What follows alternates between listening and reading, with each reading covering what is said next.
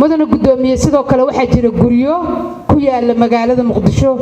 oo gabdhaha intii la afduubto la geeyo qaarkood airportka marka dadka tarxiilka laga soo celiyo baabuurra lagu soo qaadaa magaalada ma yimaadaan dad ka ganacsada gabdhaha waxa kale oo jira in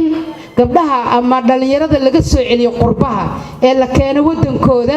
intii la tashkiiliyo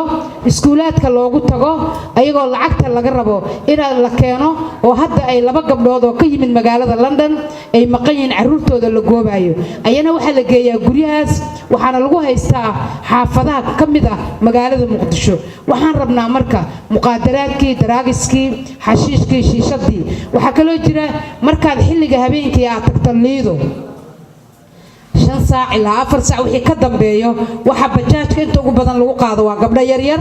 oo waalidiintoodiba ayna ogeyn halka ay ku socdaan qaarkood ay leeyeen caruurtii hooy imtixaanaadii waxbaan leenahay saaxiibtay aan caaw raacaya laakiin waxa la geeyaa gabdhaha liido waxa kale oo jirta meel yiraahdo backasi wax la yiraahdo way sacbinayaan kulli waa la garanayaa miniskeeda backasi daas lagu hayaa waxa kale oo jira gudoomiye inay tahay faaxisho aad u badan annagu waxaan nahay haween